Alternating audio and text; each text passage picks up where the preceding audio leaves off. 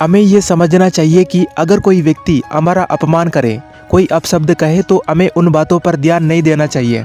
ऐसी बातें स्वीकार ही ना करें, क्योंकि अगर हम ऐसी बातें स्वीकार करेंगे तो हमें गुस्सा आएगा, मन अशांत हो जाएगा। संसार का सारा व्यवहार एक दूसरे का अपमान करने पर टिका है।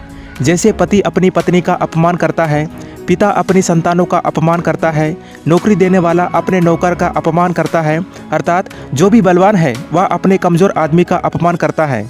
यदि हम शक्तिशाली है तो अपमान के बदले में लड़ाई करते हैं, और यदि लड़ने की शक्ति नहीं है तो हम अपमान को भी सह लेते हैं। स्वयं को निर्बल और असहाय मान लेते हैं। हमें छोटे होने का एहसास होता है।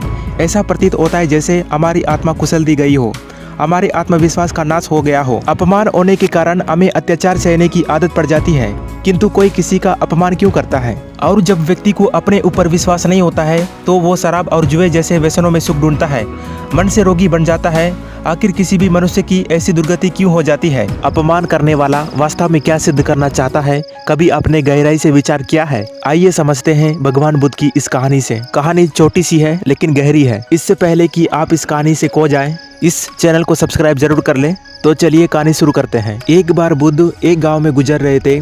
उस गांव के लोग उन्हें पसंद नहीं करते थे। उन लोगों ने बुद्ध को घेर लिया और उन्हें भला बुरा कहने लगे। गांव वालों को सरदार सबसे ज्यादा नाराज था।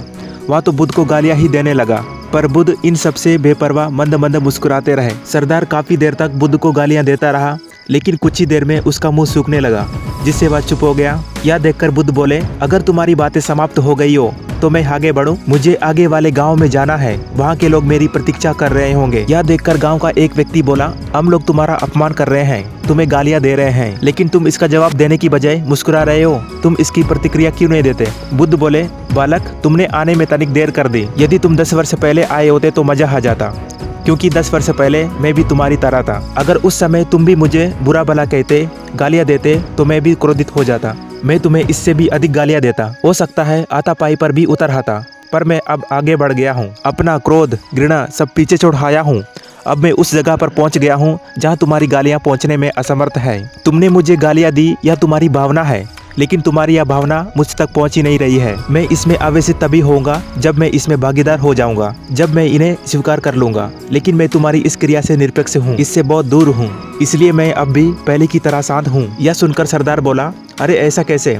मैंने तो तुम्हें गालियाँ दी है, वो भी पूरे गाँव वालों के सामने दी है, फिर उसे लेने या ना लेने का क्या मतलब है? बुद्ध बोले, बालक, कल मैं एक गाँव गया था, वहाँ के लोगों ने मेरा प्रवचन सुना।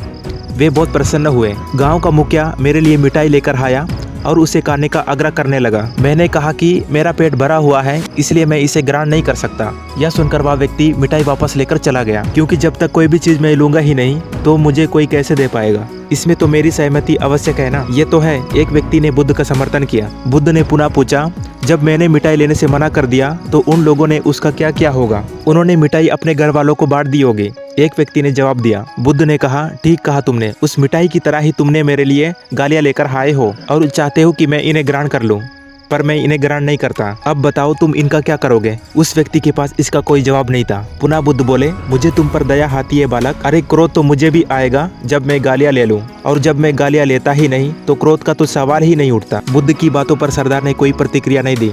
शायद वह कुछ सोच रहा था। बुद्ध बोले, मैं अपनी आंखों से देख रहा हूँ कि गाली एक कांटा है, जिसे देने वाला व्यक्ति और लेने वाला व्यक्ति दोनों क्रोध से पागल हो जाते हैं। तो फिर तुम ही बताओ कि मैं आंखें रहते हुए भी कैसे कांटों पर चलूं, आंखें रहते हुए भी कैसे गालियां ले लूं, और होश में रहते हुए भी कैसे क्रोधित हो जाऊं। इसलिए मुझे क्षमा करो बालक, मैं तुम्हारा उपहार ग्रहण करने में असमर्थ हूँ। यह कहते हुए बुद्ध ने अपने हाथ जोड़ दिए। बुद्ध की बातें सुनकर सरदार लज्जित हो गया। उसकी आंखें चलचला आई। उसने कुछ कहना चाहा, पर उसके ओठों ने जवाब दे ही दिया, और जब उससे रहा नहीं गया तो वह बुद्ध के चरणों में गिर पड़ा। तो दोस्तों, इस कहानी की सीख यही है कि ज्यादातर लोग यही समझते हैं कि हमारे दुखों का कारण कोई दूसरा व्यक्ति है, और हम जब ऐसा मानते हैं तो हम अपने स्वनियंत्रण की कमी और अक्षमता को अनदेखा कर रहे होते हैं। वास्तव में हम पर निर्भर करता है कि हम दूसरों के द्वारा प्रदान की गई नकारात्मकता को स्वीकार करते हैं या नहीं। अगर हम नकारात्मकता को स्वीकार करते हैं तो हम अपने पैरों पर कुल्हाड़ी मारते हैं, और जब हम उसे अस्वीकार कर देते हैं तो